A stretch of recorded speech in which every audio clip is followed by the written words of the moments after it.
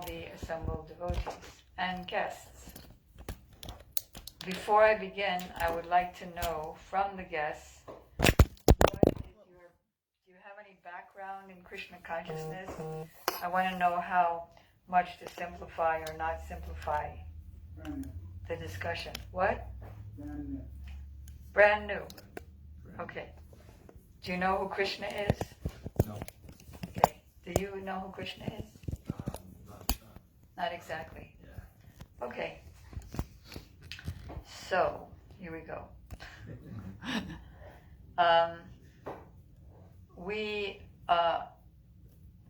not only believe in God as the friend of all living beings and the controller of everything, the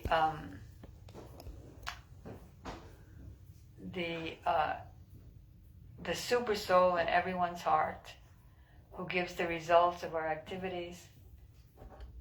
But we also learn from our ancient Vedic scriptures what is his address. Like in the Christian Bible, it says that there is a God and there is a kingdom of God.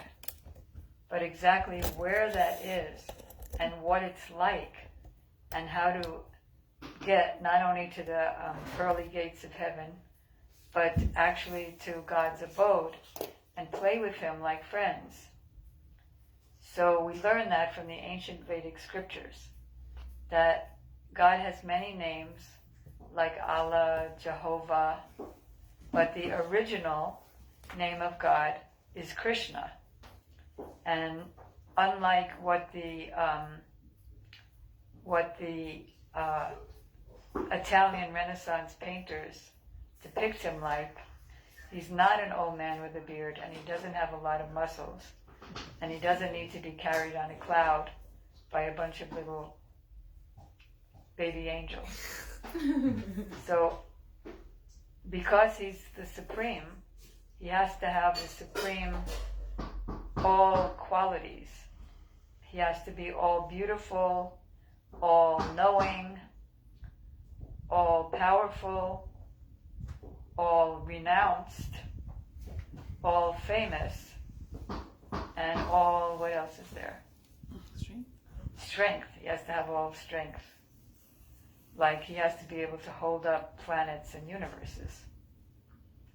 So according to the revealed scriptures, his original name is Krishna, which means the reservoir of all truth and pleasure, and it means he who stops the cycle of birth and death and gives eternal life full of bliss and knowledge, and it means he who attracts all by giving bliss.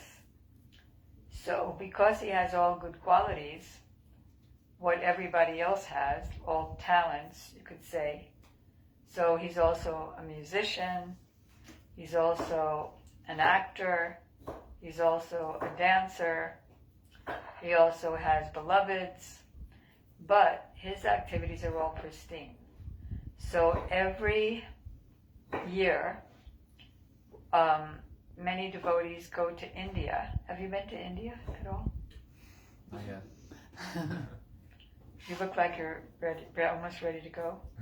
Yeah, I want to go. India is one place. So we go to India to a special holy place called Vrindavan. And we understand from our self-realized spiritual masters and saints that Krishna was here 5,000 years ago on earth in this sacred land of Vrindavan, which I guess geographically you could say is a few hours from Delhi. And not only that, but his pastimes are still being performed in a more invisible way to those who don't have the eyes now. So we go every year and we go to the pastime places where Krishna performed those pastimes. And here, there's dust and dirt and all those kind of things, and rivers, mostly contaminated rivers, and ponds and oceans like the Atlantic Ocean. But there are also waterways in Krishna's pastimes. And there's also dust, but that dust is made of eternity, knowledge, and bliss. And that dust is made of mellow, ecstatic taste of relationship with Krishna. And in that place, the cows give an unlimited supply of nectar-like milk, which fulfills all desires. And in that place, every word is a song, every step is a dance. There's no existence of past or future, only the eternal, ever fresh and ever new, ever unfolding present. So there's no waste of even a fraction of a moment there. And the ground is made of transcendental touchstone. You know touchstone? Anything that touches it turns to gold. So the land of Vrindavan, where Krishna lives in the spiritual world, and which is also present in Vrindavan of this world, because he brought that land here in Vrindavan. That land is made of Chintamani, more than the most valuable jewels. And Chintamani means anything that you desire. Simply by walking on that ground, all desires are fulfilled. So, for various reasons, none of us that are here in this room in Miami are able to go to India or Vrindavan. So we go by mind, and mind is a very powerful way. Like, sometimes if you're, like, suppose a friend died, for example, or you just met a great friend, and you're having a conversation with somebody, but your mind isn't with the conversation. It's, a few miles away, a few thousand miles away with your friend. So the mind is very powerful. And what to speak of on a spiritual level, how powerful the mind is. In reality, one can go there if the absorption is good enough. So by mind and through our ancient Vedic scriptures, we go to the holy places in India, in Vrindavan. So today, we have arrived after many, many births of performing spiritual, pious activities, we have arrived in Govardhan. Govardhan is a mountain, but not like a mountain where you have to climb like that. There's a lot of flat land there. And Krishna grazes these spiritual cows there, and he dances with his beloveds. And all of his pastimes, to hear them, purifies the whole universe, the upper, middle, and lower planetary systems. So by many, many births of spiritual, pious activities in the past, now we have come to this sacred land of Govardhan. And this Govardhan hill is said to be non-different from Krishna. And also, this land of Govardhan is seen also as a devotee of Krishna. It serves Krishna and his friends by supplying fruits and roots and streams for bathing in and drinking. You can drink from the streams there. They're not like the streams here. So the first place that we're going to today is called Dan Kati. And I'm asking Sripad Achyuta Krishna Prabhu to speak about that place. We gotta walk there. Huh? Okay, and here we're walking to, From the mosque. we are in our temple in Govardhan, and we're walking Hare Krishna, Krishna Krishna, Hare Ram, Ram Ram. And now we've arrived at Dangati, which is a very ecstatic pastime place. So Achyuta Krishna Prabhu, he won't be speaking. It will look like he's speaking, but actually our self-realized spiritual master, Srila Bhaktivedanta Narayan Goswami Maharaj, will be speaking through him.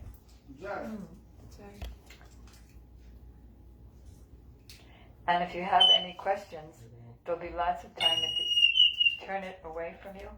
Turn that part away. There'll be lots of time for questions at the end. Or, since there aren't a million of us here in the room, if you are confused about anything that any of us say, you can just raise your hand. Om Gyanantimanhasya Gyananjana Shalakaya Chakshurnamitam Jaina Tasmai Shri Gurave Namaha Gurave Gaurachandraya Radhikaya Tadale Krishnaya Krishna Bhaktaya Tadbhaktaya Namo Namaha Hare Krishna Krishna Krishna Hare Hare Hare Ram Rama Rama Hare Hare. First, I'm offering my unlimited Dandavat pranams to the lotus feet of my spiritual master. Nityalita Pravishta Om Vishnupada Stotara Shata Sri Srimad Bhakti Vigyan Bharati Goswami Maharaj. And the same Dandavat pranams to the lotus feet of Nityalita Pravishta Om Vishnupada Stotara Shata Sri Srimad Bhakti Vedanta Narayan Goswami Maharaj and Nityalita Pravishta Om Vishnupada Stotara Shata Sri Srimad Bhakti Vedanta Swami Maharaj for the Prabhupada, to all of our Rupanuga Guru Bhaga, and to all the assembled Vaishnavas and Vaishnavis headed by Srimati Syamarani Didi. So like Didi just mentioned, everything I'm speaking is nothing of my own understanding. I have no understanding whatsoever, but hopefully praying to be a conduit for the words of Srila Bhaktivedanta Narayan Goswami Maharaj, Srila Gurudev. So today is our first day in Govardhan, and we are now leaving Vrindavan and going into Govardhan. And as we get closer to Govardhan, the sweetness, the Madhurya, becomes more and more condensed as we get closer, because this pastime places here are much more intimate, and with Radha Kund being there and everything like this, these pastimes are very elevated, so the sweetness is becoming condensed. And like Didi said, the first stop is, first we pay pranams to Govardhan, and then the first stop is Gangati, which is the place where Krishna collected the taxes from the gopis, from the Sakis. So it's described how on the bank of Radha Kund, first of all, this pastime was written by Srila Rupa Goswami in his Dan Keli Komedi. And so the history behind this book is that Srila Raghunath Das Goswami, one of our, sorry, forgive me for the new people, some of this will just... You can just, as long as you translate, like Raghunath Das Goswami, one of our great saints, okay. And like that. Okay. So Raghunath Das Goswami, he was one great saint about 500 years ago, and he was very, very renounced. And all he did was chant and weep in ecstasy in separation from Srimati Radharani. And so Rupa Goswami was staying with him at that time. And well, I don't think they heard who Radharani is yet. Oh, okay. So Radharani, the divine counterpart, the divine feminine counterpart of Sri Krishna. Very. So in our line, we are primarily worshiping her. And so Raghunath Das Goswami, he was in deep separation from her, and Rupa Goswami noticed this. So he gave him his book that he had just written called Lalit Madhav to hopefully pacify his separation. And so Raghunath Das Goswami, he read this book and he became completely mad in ecstasy. He started crying even more, rolling on the ground crying and weeping, and this book started getting damaged. The tears were like destroying the book. So Rupa Goswami, he asked for that book back, and Raghunath Das Goswami is holding onto that book so tightly, and he wouldn't give it back. So Rupa Goswami came up with, okay, I'll write another book, and then I'll give it to him and take this one. So he wrote Dan Keli Komedi, which is literally a drama that's supposed to be comedic, that's describing this Gangati pastime. So then he wrote this book, and then he gave it to Raghunath Das Goswami, and he was reading this book, laughing hysterically, rolling on the floor, and then he took this Lalit Madhav back, like this. So this is the history of the pastime that's here. So one time on the bank of Govindakund, which is slightly further in Govardhan, there was Baguri Rishi, and he was doing a great Vedic sacrifice, offering so many mantras in the fire, so much paraphernalia, these kind of things, and it requires different ingredients. So the Sakis, the gopis, the female associates of Radharani, they decided that they were going to bring some offerings like milk, butter, curd, etc., in these big pots on their head. And so as there was one path that goes through the mountain, this place where they went through, and Sri Krishna and his friends, they were scheming, and they knew that they were going to be coming through this little pathway. So they built like a toll booth with like sticks and different things like that. They assembled that, and then as the gopis were walking along, Krishna jumped out and he stopped in the middle. And he jumped in the middle of the road. He said, "Stop! Here I'm going to take tax for you crossing through this path." And it's described in this. Why would he do that? Because he's a trickster, and his friends love butter, and they love curd, and they love milk, and so they saw this, and of course this is all to stimulate Ras in reality. To answer your question, huh? Ras. Yeah, Ras. So Ras is the emotional experience, you can say, that Radharani and Krishna are experiencing with each other, and within Ras, there's Ras Samagri, which is like the ingredients of Ras, a very detailed subject. But nonetheless, they are doing these pastimes in order to stimulate that, and it's exciting for them. It's all about the play. It's like a You drama. mean like a boy wants to connect with some girl, so he thinks of anything to say. Doesn't even matter if it makes any sense, just to have a conversation. Yes. So Sri Krishna saw this as an opportunity, and we'll get more into that. So they had all these sweets and everything, and Madhu Mangal is there, or Lalita, she says, "Oh, I've never had to pay a tax here before. What is this?" And then there's a whole dialogue here, which I'll just read.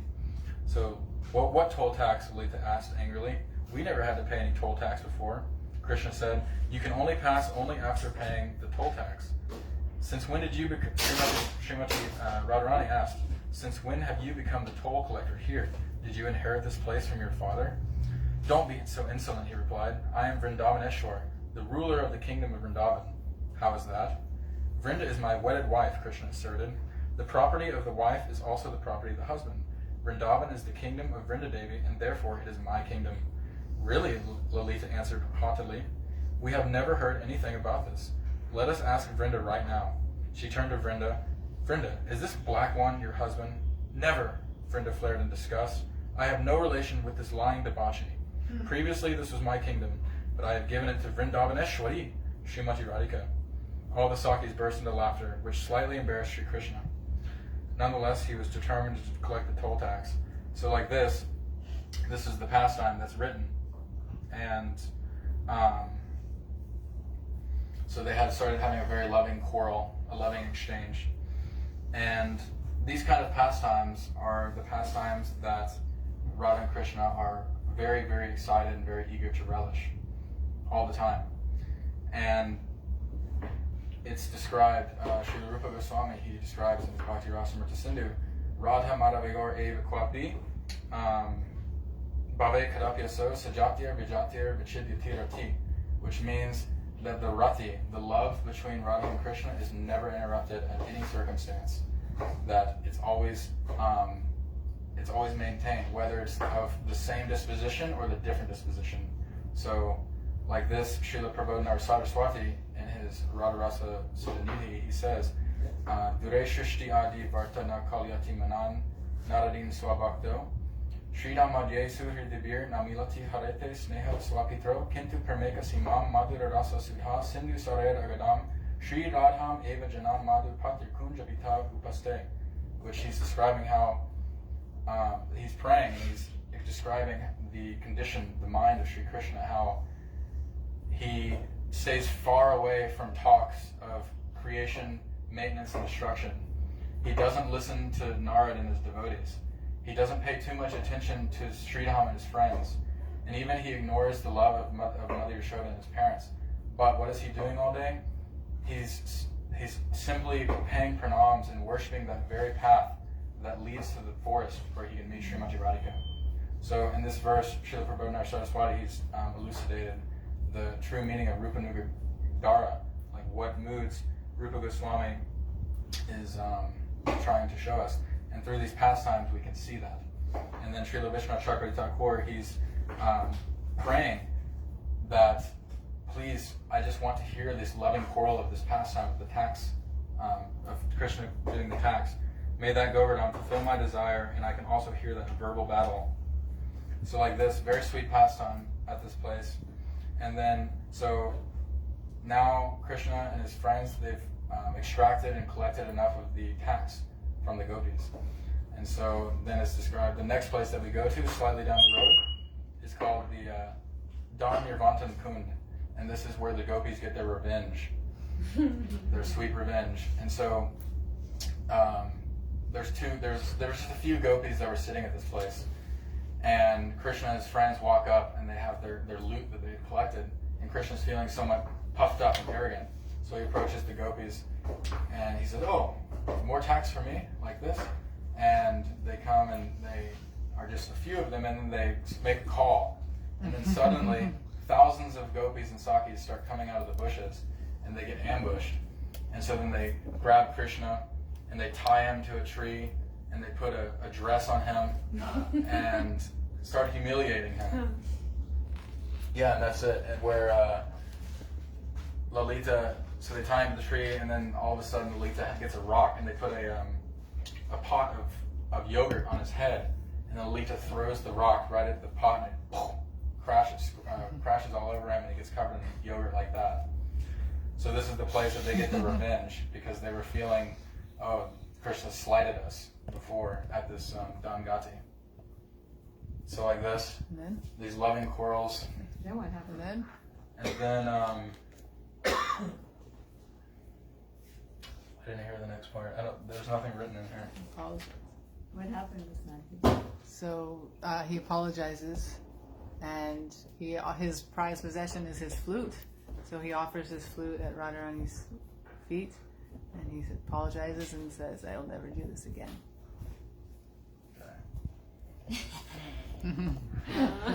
Be power. Like this.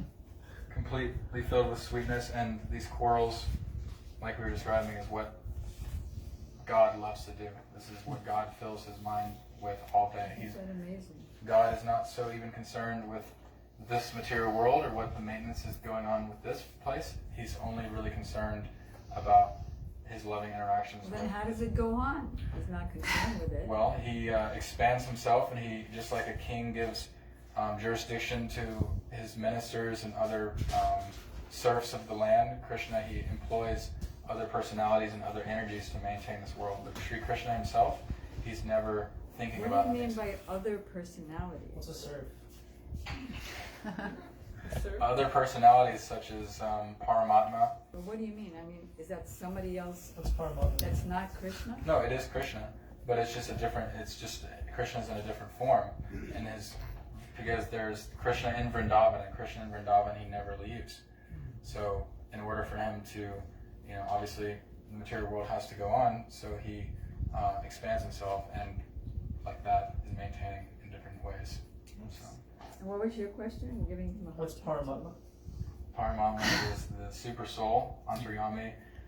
So there's the Atma, and then there's the super soul, Paramatma, which is situated directly next to the soul, individual soul. So the Paramatma goes with the individual soul from birth after birth, body after body, like that. That's God in the heart. Yes. Nice. Okay, like this is Dangati.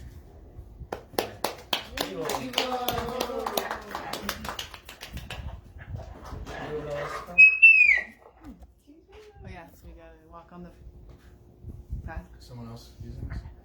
Yeah, later. She will. So you can see that Achyuta Krishna Prabhu is a great scholar, knowing so many verses and Such a good memory. Can answer any question Only by spirit of mercy. by Gurudev's mercy. And now we're going to sing to Govardhan. And we're going to pass the songbooks, especially to our guests. And I think this must be like a little bit of a culture shock for you, right? Like all the new names and places. I guess it's like, you know, if you go to Russia, then they have all these, this street is, all the streets are named something Russian, all the people are named something Russian, the food is, and the tastes are different, but when you stay there for some time, you get familiarized. 316 or 13. 213? 313. 313. You can earn it. Who's leading? We'll sing it all together. Okay. Who's the prominent voice? Is somebody at the door? No. Nijapati puja danda jatra bhavam prapadya pratihata mada tristo danda devendra garva atula pratula shaila shreni bhupa priyame nija nija dhamira samdehi govardhana tvam kandare kandare te vajayati navayuno dvanva masminarmanda iti kila kalanartam magnadastadayorme nija nija pranivasam dehi govardhana tvam Anupamamani Vevirana Singhasanurdi Rohajaratara Sanyujroni Sangeshurangai Sahabala Saki Visakelayan Swapriyame Nijani Katani Vasam Dehi Govardhana Tvam Rasanilina Vayuno Shakshinim Tanakele Duti Parimaladinam Shamavedim Prakasha Rasika Varakulana Modamashpalayame Nijani Katani Vasam Dehi Govardhana Tvam Aridaritam Apurvam Radhika Kudamatma Priya Sakamiha Kante Narmanalingya Gupta Navayuga Kela Satrapashanahame Nijani Katani Vasam Dehi Govardhana Tvam Sala Jala Sala Shastra Gura Hashrayaya Cha Pratipada Manukalam Anta Sampadayaka Nijagati Nijagotram Sarvakam Daivayan Me Nijani Katani Vasam Dehi Govardhana Tvam Sura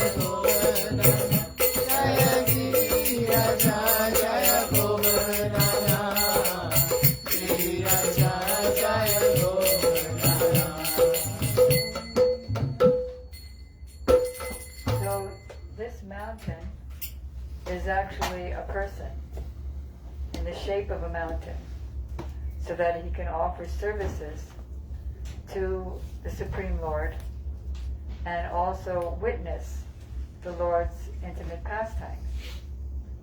So we'll just read the translation. You became like an umbrella on the handle of your Lord's arm, thus obliterating the pride of Devaraj Indra, who had become impudent, intoxicated by his own majesty.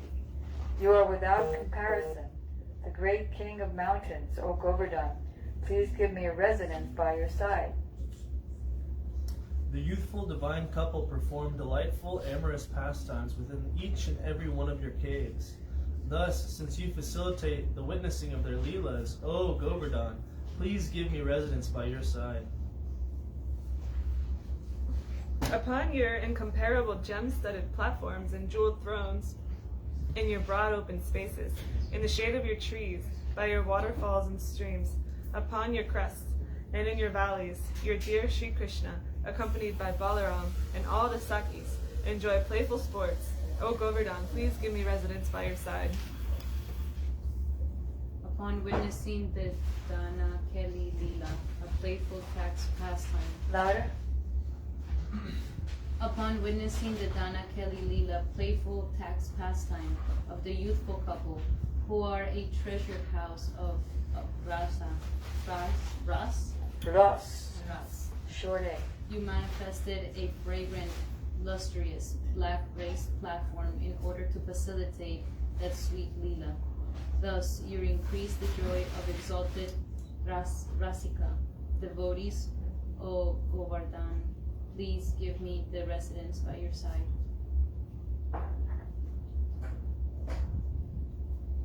Unprecedented Radha Kund is most dear to Sri Hari and is also your dear friend. Playfully embracing Radha Kund to your neck, you remain hidden there while watching your ever youthful divine couple enjoy sportive pastimes in that secret place. O Govardhan, please give me residence by your side. With your fields, ponds, roots, grass, and the shade of your trees, you nourish the cows at every moment. In this way, you make your name successful and known throughout the three worlds. O Govardhan, please give me residence by your side. Sri Krishna, the enemy of Aghasura and Bakasura demons, showed you great honor, turning you into a new home by holding you aloft, thus protecting the Brajabasis from the deep hostility of Indra. Without delay, O Govardhan, please give me residence by your side.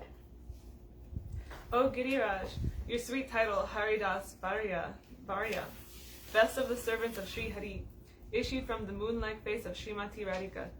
The Vedas have clearly determined you to be the fresh tilak of Vraj. O Govardhan, please give me residence by your side. You are absorbed in the mellow of friendship with Sri Radha Krishna and their intimate associates. It is you alone who bestows happiness upon the men, women, animals, and birds of Raja. Out of your unbounded kindness, accept me, who am I full of distress, O Govardhan, please give me the residence by your side. The causelessly merciful Sri Sachidnandana, who is most dear to you, has offered me to you. Therefore, although I am deceitful and wicked, do not consider my qualification or lack thereof. O Govardhan, please give me residence by your side. One who, with careful intent, recites these 10 verses about Govardhan, Lord of the dynasty of mountains, which bestow rust, will at once attain joyful residence by his side and the auspicious jewel of direct service to the divine couple. So usually, knowing that guests are here, we would be giving a much more simple and introductory class. But because this month is a special month called Kartik, where all the devotees go on parikrama in the sacred places, so we're keeping up with that vow that we took at the beginning of the month.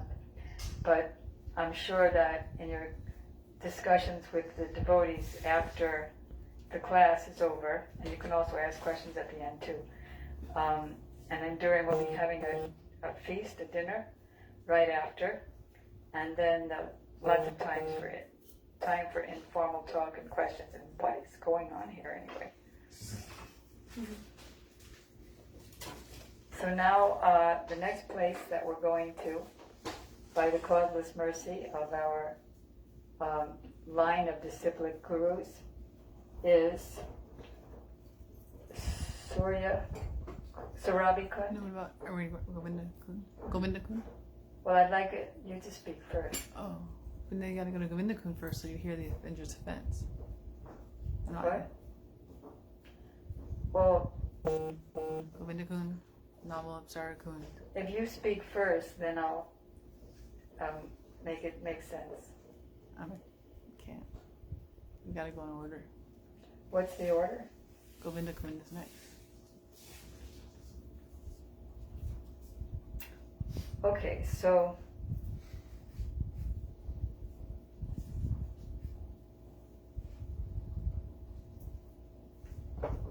Govinda-Kund. What about on your order? Yes, that's right. So now we're going to Anayor Gaon. Gaon means village. Anayor. And this village is near another special sacred village called Didi-4. And it's near the very center of the town of Govardhan. So Nanda's father and family, because somebody's at the door, I think. Nanda's family, all the cowherdsmen of Krishna's village used to worship the god of the rains. Like we think that things just come by vapor and humidity, but really there's a person behind everything. Like, for example, not in our backyard, but in other backyards, they have water sprinklers. So the water sprinkler is sent by a company of water sprinklers. And then a person turns on the water sprinkler. And then the water gives nourishment and makes all the grasses and plants grow. So there's a person behind it. So if it takes so much intelligence and creativity to water one lawn, then what to speak of the whole earth planet? How the water comes and nourishes everything, and there are seasons where there's different kinds of rains, and the rain makes the rivers come up. So the residents, the villagers of Krishna's village, Vrindavan, they were worshipping the god of rain because they're agriculturalists, and they take care of cows, and they take care of the land and do agriculture. So for all that, good rain is required. So they were worshipping Indra, the god of rain. So one day, Krishna, as a little boy, see, Krishna, or God, he likes to enjoy with different kinds of devotees of his. Some like to worship him in the mood of a parent of his. Some like to worship him in the mood of a beloved. Some like to worship him in the mood of that he's my master and I'm a servant. Some like to worship him as a friend. So regardless of the devotee's desire, Krishna reciprocates fully. So he's a little boy, like 7 years old in this case, and he says to his father, the original age of God is like a youth, like 14. And then just as the devotees mention that, Chuta Krishna Prabhu mentioned that he expands himself into other plenary portions, and his plenary portions create, maintain, and destroy the universes, whereas the original Krishna, original form of God, he's enjoying, and his parts and parcels, his parts take care of all this stuff down here on earth and in the material universe. So Krishna also expands from his teenage year to a 7-year-old, where he relates with his family members. So he's asking his father, why do you have to worship Indra? It's going to rain anyway, whether you worship him or not. I mean, it even rains on the oceans where there's no even need of water. It rains on the rocks, which doesn't need water. So you don't need to worship Indra. Just worship Govardhan Hill, because we can see how Govardhan nourishes us. Govardhan supplies fresh grasses. Govardhan supplies caves where we can play, where we get so many jewels. Govardhan supplies waterfalls and so many different kinds of flower and fruit-bearing trees. And Govardhan is like a playground as well. So why don't we take all the paraphernalia and all the foodstuffs that you're going to offer to Indra, the god of rain, and just offer them to Govardhan, and you'll have a much better result. So enamored by his child's sweet talks, he did just that. So the elders of Vrindavan stopped the worship of Indra, and they did a big like dancing around Govardhan, and they offered him mountains of these flat round breads and rice and what else? Sweets, cakes,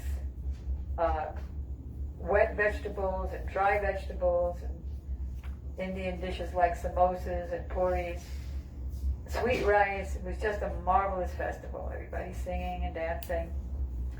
And everyone was very happy, but then all of a sudden, Indra thought, how dare they listen to this impudent, talkative child and stop my worship. See, even the demigods in heaven, they can become proud too of their penny. So I'm going to teach them a lesson. I'm going to destroy them all. So Indra called for his clouds, called Samvartika clouds, which is the clouds that storm and with so much torrential wind at the time of the destruction of the whole universe.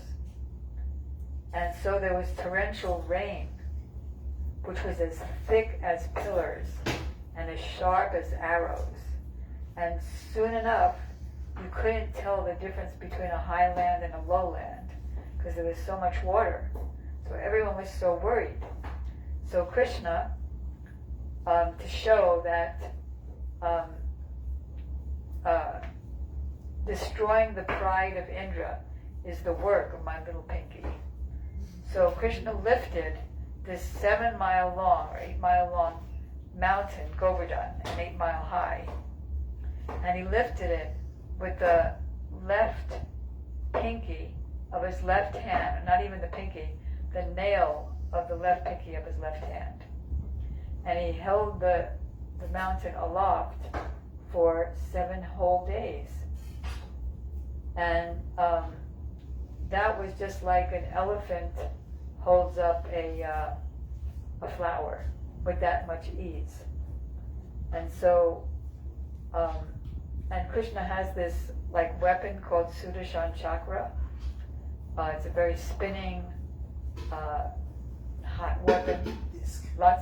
A disc with lots and lots of blades, thousands of blades. So that disc of Krishna tore to pieces all the thunderbolts shot by Indra. So after 7 days, Indra was so frustrated he couldn't do his mischief. So Lord Brahma, who's the chief demigod of the universe and the head of all the other demigods, he advised Indra to go and apologize and beg forgiveness because Krishna is the Supreme Personality of Godhead. He's not just a talkative child. So Indra got the picture because he was defeated. And so he asked, am I cutting into your place? What are you going to speak about? Okay. So I'll stop there. And I'll ask Vasanti to continue this pastime. So what happened on your way? What happened to Govinda Kund? What about Govinda Kund? Oh, at Govinda Kund, well, that was after Indra apologized. Oh. But aren't you doing Indra's apology? Yeah. So I'm calling on Vasanti Devi Dasi, an expert orator No, of the Vedic culture. not at all. She will tell us, by the mercy of her Gurudev, about Surabhi Kund. Surabhi is, she will tell you. I've got show and tell. Very good.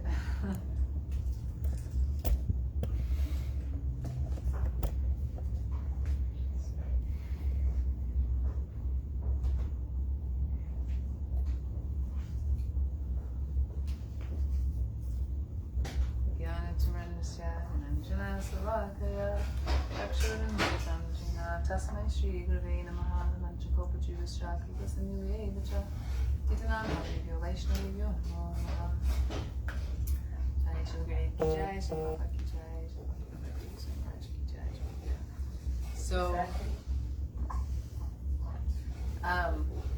So as we're on our pilgrimage around this, how many miles? 14 miles.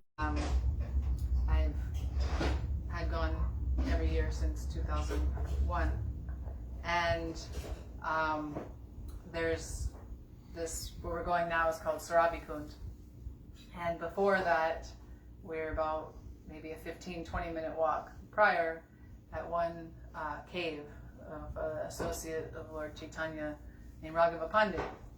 And we're going to speak on that. Okay, anyway, so we go to this cave, and as we were, so I'm just bringing us all back to our Srila Gurudev, who would take us on this pilgrimage. We knew this was one place. The Surabhi Kund was one place he would always go. He would not miss, even as he, in his human-like pastimes, as he got older in age, 2008, 9, 10, when he was already 90. He wouldn't go anywhere anymore on the parikrama, but he would still come to Surabhi Kund, which I'll share why I think he did that after. So we would run. All of us, like some of us girls, we knew that Gurudev was going to be there, and we wanted to be there when he arrived. Because we would walk and he would drive. He would be driven. So we'd run there really, really fast, and we'd get there before he got there. And so this is a picture of when he arrived. And this is Govardhan Hill, and this is him right there bowing down to Govardhan. So it's a very, I think, stunning picture that either myself or Anita was able to capture. So then he would walk in, because he was always mobbed by many, many people. And this is the homeopathic doctor, who I'll tell you why he's important later. And so Gurudev would come in to this holy place called Surabi Kund, and he would come in and he would sit down and he would speak. Let me show you the Kund. The Kund means pond. Sorry, going fast. I'm trying to find the. There. So this is a beautiful Kund and pond where we will all take some water on our head and heart and pray for the mercy of this pastime place. So Krishna is, as I think Syamarani mentioned earlier, all day he would just play with the cows. And one name for a cow means go, or go means cow. So he has millions of cows, and they all have names, like Kalindi and Davali and Shamali and Kishangi. But there's one special cow called Sarabi, who is like what we say, wish fulfilling cow, and who's from the spiritual world, from Goloka Vrindavan. So after this pastime Syamarani just shared, after Indra offended Krishna by he went to this place, Surabi Kund, and he knew that that Krishna wouldn't give him the time of day. So he beseeched Surabi, this wish-fulfilling cow, because he knows Krishna is so fond of the cows, that if you go first and beseech Krishna on my behalf and ask him to forgive me, then he for sure will. But if I go myself, he'll ignore me. So Krishna, they went, and Indra walked behind him. And Krishna said, "Oh, you've come?" And he said, "Oh, I brought my son, Indra, and I request you to please forgive him." So Krishna wasn't, because of Surabi. So Krishna forgave him. So one teaching I find is that the mercy. Why teaching? What happened to the bathing? Oh, right, bathing. Oh yeah. So then they bathed Krishna. What part? Who's they?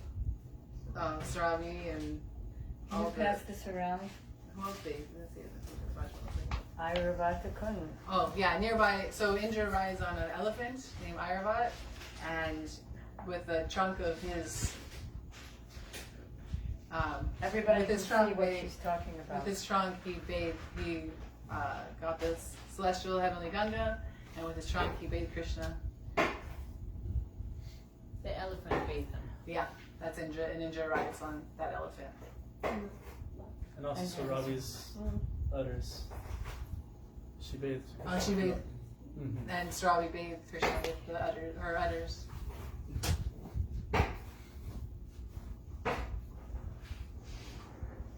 So that happened at this place, and I, who's the wrong side? Krishna's the place. Many places in Vrindavan and Govardhan were demolished by the Muslim ruler. So Krishna's grandson or great grandson? Great grandson Aurangzeb. He renovated this place, and then great grandson Aurangzeb. I mean, sorry, Brajanav. Vajranav renovated Surabi Kund, and then later again pastime places demolished or disintegrate, like what was it called? Disappeared. And Six Goswamis rediscovered these places and built them up. And so this place especially, also then it was also dilapidated, and Srila Gurudev, with the help of his homeopathic doctor in Mathura, they renovated it. Extremely beautiful. So really important teaching from this place is that the mercy, Krishna's mercy is, the mercy of Krishna first comes through the mercy of the devotees of the Lord. So Indra received Krishna's mercy through Surabi, who's so beloved to Krishna. So Gurudev, I found Gurudev didn't come to any other place except for this place. I feel like the mercy actually comes through the devotees. So in Ebar Koro, one song, it says, offenses, only after touching the Ganga does one become purified. But simply by seeing you, the Vaishnava, one is purified. This is your great quality. So by Srila Gurudev coming here, our offense, so this is a place where when we take Akshman, Akshman means to take some water from this holy pond in our mouth and on our head. This water purifies all of our sins and offenses, and all of our unwanted qualities are dispelled. So Gurudev would sit, and then we would take prasadam here, which is the sanctified food that after, like Madhu's cooking now, and he'll offer to Krishna, and then it becomes prasadam, Krishna's mercy. So Gurudev would always say here, don't be hopeless. If you listen to those of you who are on the Gaudiya Rasamrita, and he says, don't think there is no chance for us. Pray to Surabi means by praying that then one day our desire to serve Krishna will come, because this is in our chanting. We're constantly chanting that how can we serve Krishna, and especially Srimati Radharani. So I think that's the speciality of Surabi Kund, is that all of our offenses and sins and anarthas will be vanquished thanks to Mother Surabi and her devotees. Hare Krishna.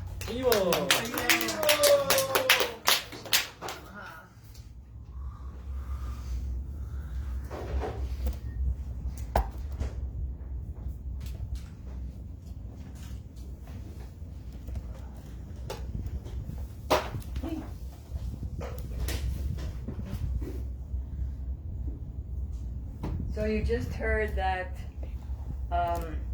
Surabhi bathed Krishna, and you saw also the depiction of Surabhi cow bathing Krishna with the milk from her udder, and Airavata, the elephant of Indra, bathing Krishna with the celestial waters with his trunk. So there was also a name-giving ceremony by Indra, because he not only performed the sacred bathing of Krishna, but he performed a name-giving ceremony where he gave Krishna the name Govinda. Go means cows, calves, cowherd boys, cowherd girls, land. That's all go. So Govinda, Indra comes from Indra, which means controller. So he's the Lord, the controller, the supreme master of all the above mentioned personalities. So Indra was, the meaning is that Indra was admitting that I thought that I was the controller and that I could destroy all the cows and calves and men and women and girls and boys, but I see that I had no control and that Krishna is the real controller. So of course Govinda is an eternal name of Krishna, but in the human-like pastimes, Krishna was given the name Govinda here. And Krishna's great-grandson, Vajranabha, he also constructed this kund, or pond, called Govinda Kund, which is made from the milk and the water from the Surabhi cow and the trunk of Airavata, of the celestial waters. So there's one great saint in our disciplic line, and his name is Madhavendra Puri. And Madhavendra Puri used to live here and used to perform his chanting and being absorbed in Krishna's pastimes. And this is a picture of Madhavendra Puri. Can you all see? Weightlifting. This is Madhavendra Puri here. And he used to perform his chanting and remembering around here.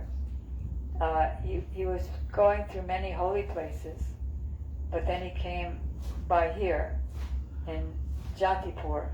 Jati means renunciate. And he was such an amazing, powerful renunciate that he wouldn't go and get any food or milk or water or anything. And he would never beg. Many saints, they also beg door to door to give benefit to the people, because if you give to a saint, you get benefit. You get spiritual benefit, you get free from miseries caused by past immoral or how would that's what you say it? Sinful activities. So he was doing his bhajan, it's called bhajan, chanting and remembering. He was doing that here and not begging anything, and he would only take milk if somebody gave it to him without his asking. That's all he took. So one day, a very beautiful cowherd boy came to him and said to him, I live in the village here, and my mother saw you, and she could understand that you were hungry and thirsty. So she sent me with this pot of milk, so please take it, and I'll come back later and get the empty pot. So although Madhavendra Puri was never attracted, enchanted by anyone, attached to anyone in this world, he was only attached to Krishna. He found himself being mesmerized, enamored, enchanted by this young boy. And then after the boy left to go cow grazing, while he was waiting for the boy to come back and get the milk, he couldn't chant, he couldn't remember. All he could do was think of the boy. And then he was thinking of him all night. And then finally in the wee hours of the morning he dozed off a little bit.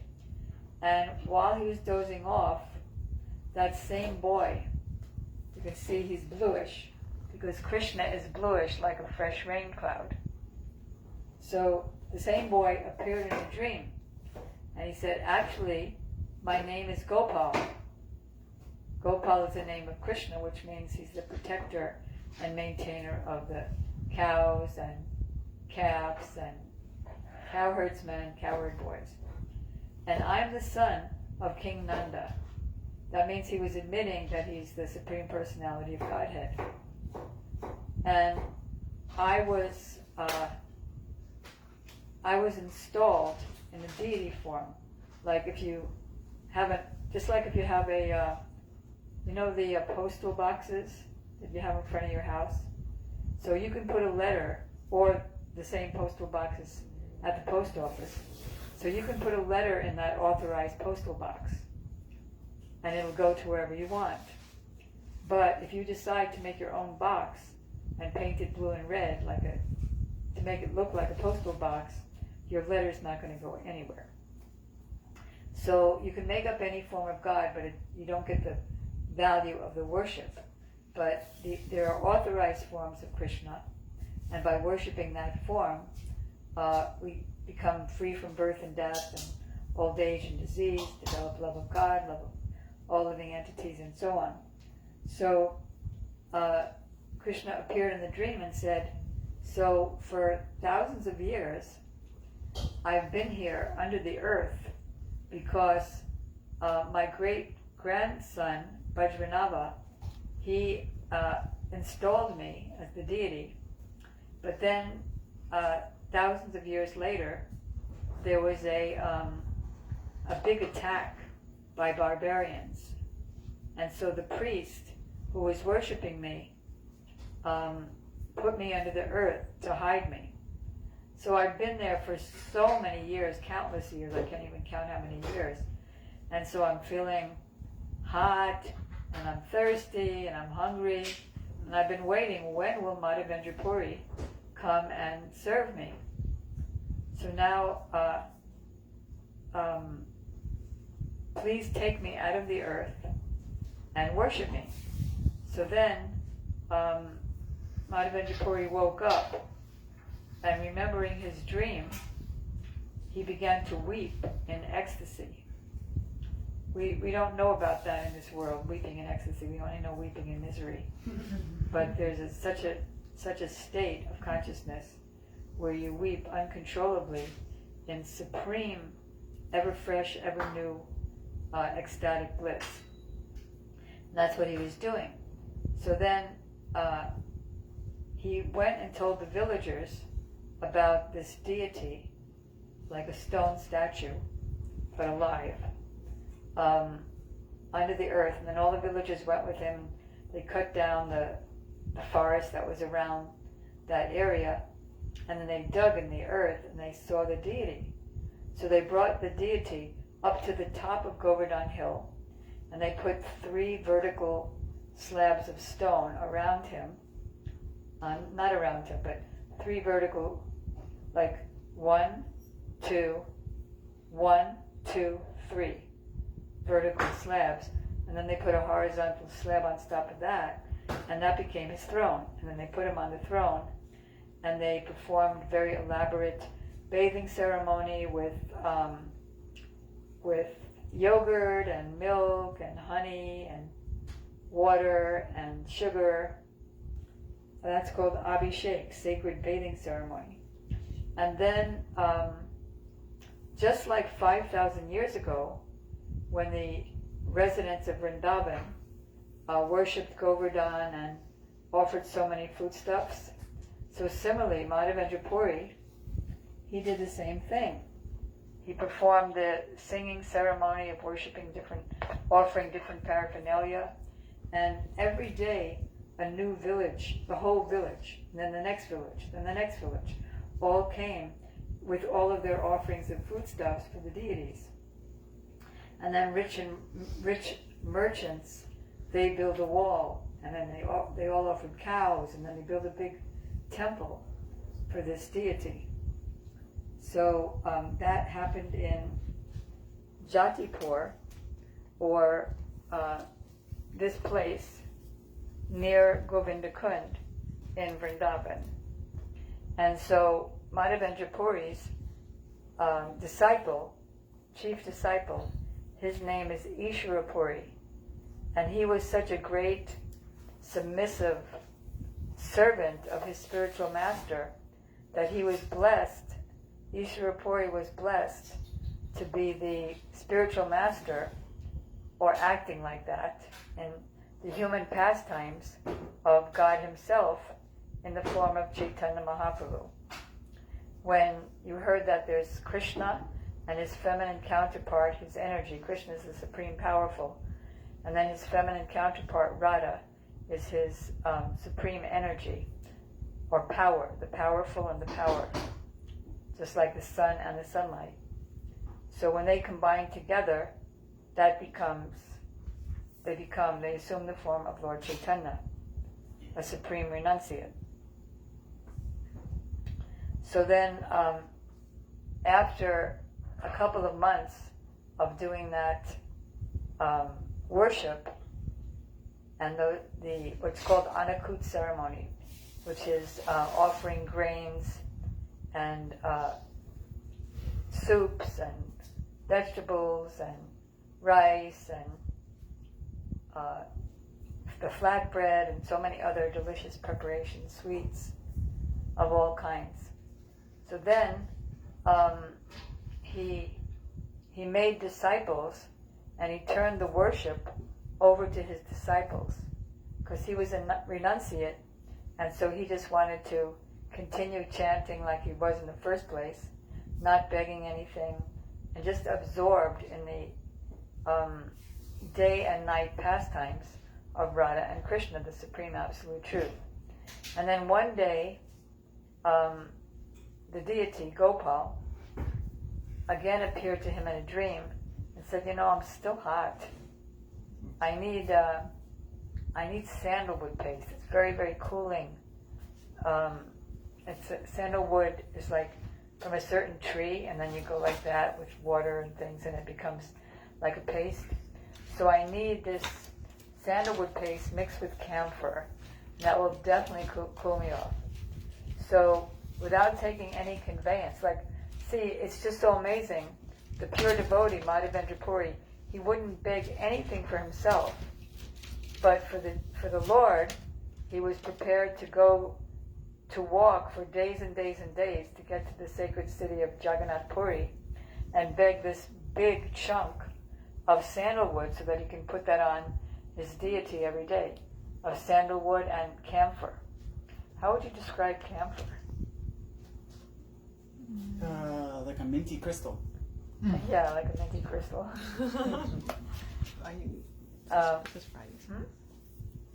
So then what happened? So then he stopped off at Ramuna, which is a city near Puri, and there he saw that the priests were offering sweet rice, and he was thinking, I wish I could offer that sweet rice to my Gopal back in Vrindavan, in Jatipur. So then he felt bad that he was thinking of tasting the food that was going to be offered to the Lord before the Lord ate it. So he left and went to the middle of the town, and then the priest had a dream from the deity, Gopinath, there, that I stole some sweet rice, it's behind the altar. You can get it and bring it to Madhavendra Puri.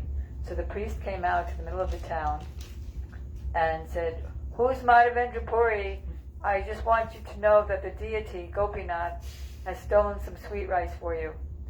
So he gave it to him, and then he understood the taste and understood how to make it. And then he went to Puri and got the sandalwood and camphor. And then on the way back to Vrindavan to put it on his Gopal deity, who was still hot, he again stopped off at Ramuna, and then his deity, and from Vrindavan, Gopal, he said, "You know what, you don't have to walk all the way over to Vrindavan, another month of walking, because all the deities are the same, they're all me.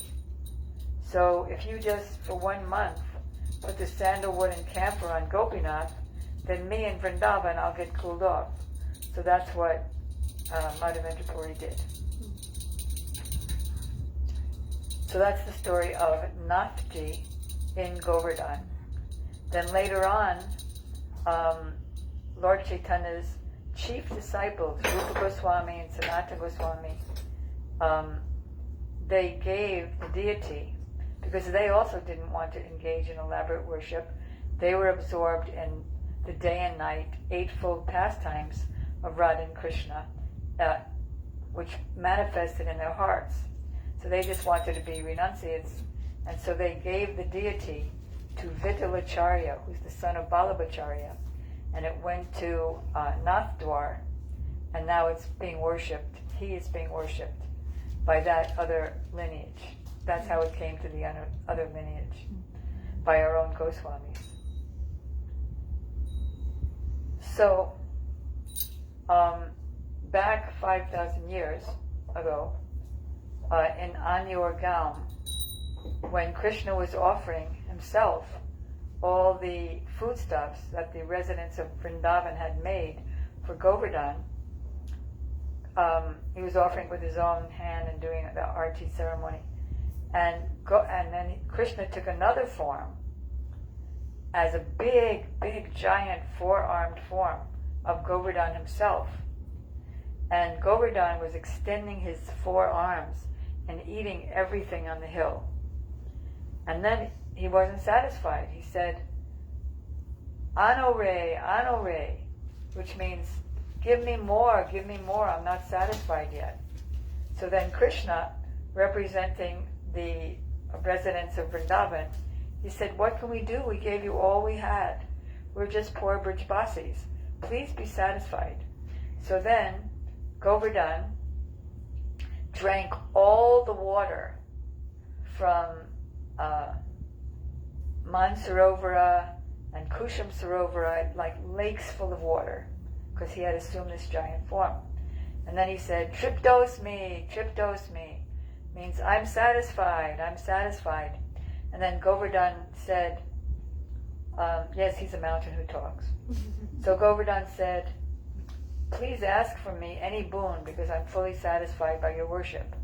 So then all the Brajbasis said, we only want that our darling little Krishna will be happy and live a long life. So as, what time is it? 8:22. We'll go in another few minutes because there was so many places today. So then so Giriraj Govardhan Ki Jai. Now on Govardhan there are two lakes or two ponds called Apsara Kunda. Can you say that with a D with your tongue up on your palate? Kunda. Kunda. Good. So there's Apsara Kunda and Navala Kunda. So during Krishna's rasa dance, where he's dancing with billions of beautiful damsels, during that time, Radha, the chief of all of Krishna's beloveds, and Krishna himself was so much in rapture with their dancing that it's described that they melted in the rapture and became these kundas, these ponds. But their bodies didn't melt. It's not that the body just melted, but their hearts melted in pure love. And that became these ponds. And these ponds are side by side. And Apsara Kunda means one of Radharani's names is Apsara. The Apsaras are heavenly damsels who dance very beautifully. So she's the chief. She's the original Apsara. And so this Kunda, this pond, was named after her, Apsara Kund. And the other Kund is called Navala Kund. Navala means the ever-fresh youth, namely Krishna. So these ponds, Naval Kund and Apsara Kund, are actually non-different from Radha and Krishna. And anyone who bathes there and prays there, he gets ecstatic love of God and all of his desires are fulfilled. Now Vasanti briefly mentioned that there's a cave called Raghava Pandit's cave.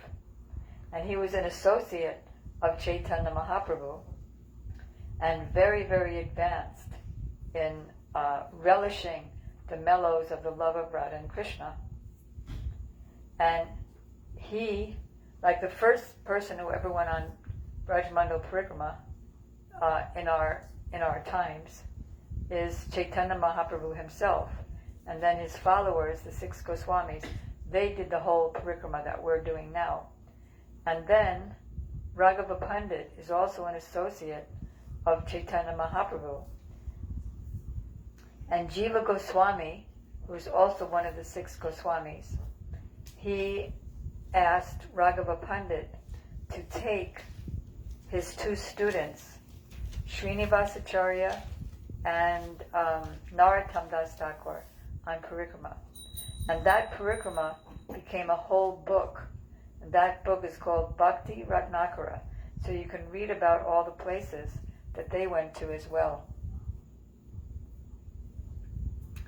And then we're going to, So Raghava's cave ki jai. Apsara Navalakunda ki jai. And we've been rolling. I know I didn't have to say it. I know you've all been rolling in the dust there, and the divine dust, and taking the dust on your head and eyelids and tongue and heart,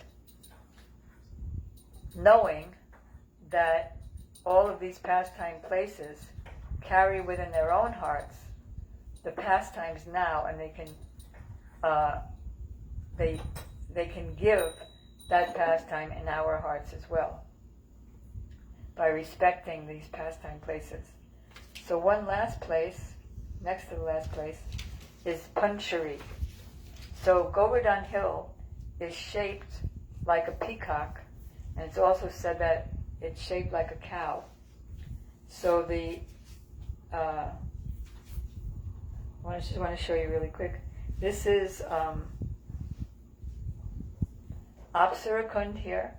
You can all take zips of the water and jump in and dive in and swim, and in Naval Kund as well, in case swimming's over. And this is Panchari, which is the if Govardhan is shaped like a peacock, then the tail, the tail of the peacock comes up, and so you can see Panchari is going up like that. And one last Panchari ki jai, roll in the dust here. And one last place that's there's Shamadak, which is right near here, right near the cave. There's these thousands and thousands of Kadamba trees and Tamal trees. The Tamal tree represents Krishna, the Kadamba tree, which is golden, represents Radha. The Tamal tree, which is kind of blackish, represents Krishna. And so the leaves of this, the Kadamba tree, it looks like cups. Did you ever see those, like, they give these leaf cups in India? You could drink out of it. So the leaf themselves were shaped like a cup, and Krishna and his cowherd friends used to drink buttermilk from this cup as they frolicked and played with their cows. One last place that's very interesting is Gauri Tirtha. Gauri is Radharani's chief rival, but she's not really Radharani's rival. She's really an expansion of Radharani in the form of his rival, just to give some interest. So that nothing is too easy when you have a rival. So one day, near Anyur Gram, where Govardhan said, more, and I'm satisfied. So just near there's the kunja, or the secluded groves of Radharani's so-called rival, Chandravali, who's the chief of Radharani's rivals. But she can't compare in beauty and qualities and pastimes. So anyway, so Krishna was there for some short time, engaged in loving pastimes with her, and then all of a sudden he became confused because he can't stop thinking of Radharani, who's his intrinsic potency. And he said, "Oh, my dear Radha, are you all right?" And then Chandravali became so irritated, wouldn't you? If you were with some guy and he called you another name because he was thinking of the other one.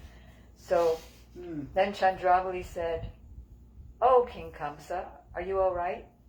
King Kamsa was an evil king in a nearby town. And Krishna said, "Where's Kamsa? Kamsa's not here." So then Chandravali said, "Well, where is your Radha? She's not here either." So Krishna realized his quote-unquote mistake and apologized and begged for forgiveness. So simply by hearing these pastimes, it's a very easy process to advance in devotion, advance in freedom from the sufferings of this material world, which is caused by turning away from Krishna. So how do you get out of that? By turning back towards Krishna. And one way to turn towards Krishna is by hearing his glories, his pastimes. And another way is by chanting the Hare Krishna mantra. So first I'm going to ask if there's any questions, and then we're going to chant the Hare Krishna mantra. Have you four ever done that before? Okay, so the Hare Krishna mantra is called the Great Chanting for Deliverance. It's only 3 words, Hare, Krishna, and Rama. Krishna means he's Krishna himself, the reservoir of all truth and pleasure. Rama is another name of Krishna. It means the highest eternal pleasure. And Hare refers to Radharani, the pleasure potency. So the meaning of the chanting is, O Krishna, O energy of Krishna, Radha, I'm suffering in this material world, having forgotten you, and I'm serving your illusory energy or dead matter. Please pick me up into the spiritual atmosphere and engage me in your service so that I can become happy. So I'm going to ask first, are there any questions, especially from the guests? No questions. Krishna is was like a god, right? Krishna is the God, The god. and there are many. What's like the real name, right? It's the original name. He has so many names: Govinda, Madhava, Madhusudana. But and each of his names represents certain qualities of his. Like Madhava means that he's the beloved of Radharani. Govinda, we discussed, means that he's the protector and controller of the land, the cows, the calves, the coward ladies and men. So each of his names means something about his qualities, but Krishna is the original name and includes all the qualities together. And any other questions from the guests? Very nice to have you here. Thank you so much for coming. Thank you.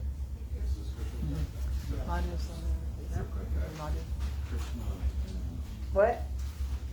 Just, I'll say a question if you speak. Oh yeah, I was just asking. So Krishna, Louder? Krishna and Radha. are it's the same. It's the same thing. It's God, but in 2 different forms, right? Exactly. Just like, very good. Just like you have one stem and then 2 flowers come out of it. One is bluish, that's Krishna, and one is golden, that's Radharani. So, like, what's the difference between the sun and the sunlight? They don't have any existence without each other. So it's like that. Good. Any last question before we chant? So, Madhusudan Prabhu, would you like to lead us in the chanting of Hare Krishna? Yes, that sounds great. It does? Good. I just have to take another finger. In case you want to Huh? sing. Mahamantra. Oh, So that one, yeah. Yeah. So we're going to chant this so you can look at it. Yes. And I'm going to end the stream there. You know, see if Bye, it's internet. done. So, Huh? I'm going to turn it off. I was going to turn it off. Oh. Huh. Hare Hare, Hare Rama, Hare Rama, Rama Rama, Hare Good. Yeah, can the guests repeat after me? Hare Hare Krishna. Krishna. Hare Hare Krishna. Krishna. Krishna. Krishna. Krishna. Krishna. Hare Hare Hare Hare Hare Rama Rama. Hare Hare Rama Rama. Rama Rama. Rama Rama. Hare Hare. Hare. Okay, so Madhusudan Prabhu here, he's going to sing it through, and then we're going to repeat. And he sings, we sing, he sings.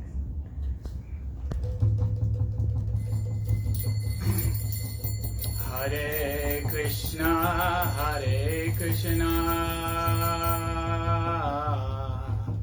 Krishna Krishna, Hare Hare, Bolo. Hare Krishna, Krishna Krishna,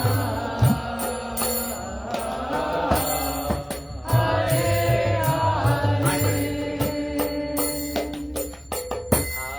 Hare Rama, Hare Rama,